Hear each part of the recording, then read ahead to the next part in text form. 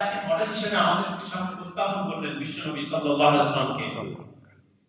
তিনি যদি কোনো গুনাহ করতেন বা তার দিয়ে যদি কোনো অনৈতিকতা কোনো কিছু বের হতেন, আল্লাহ পাক কি আমাদেরকে তাকে ফলো করার জন্য বলতে পারতেন?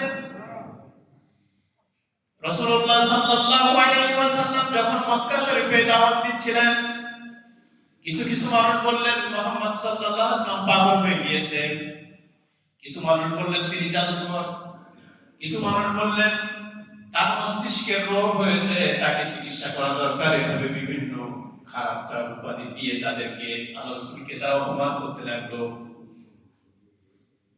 তুফাইল আমির আদ-দাওসি সিরিয়া থেকে আসছে হজের সময় হজ করতে।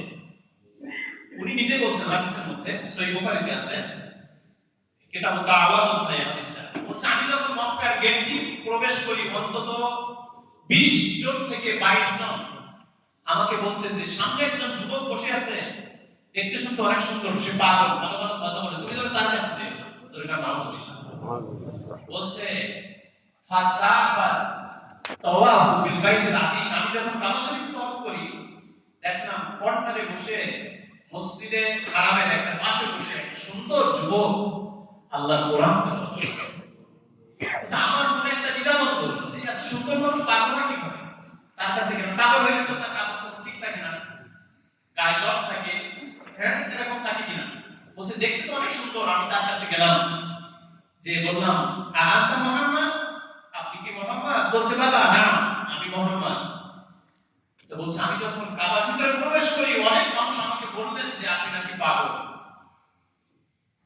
বিশ্বনবী কোনো কথা বললেন না, তিনি শুধু বললেন আউযু বিল্লাহি মিনাশ শাইতানির রাজীম, বিসমিল্লাহির রহমানির রহিম, কুল হুয়াল্লাহু আহাদ।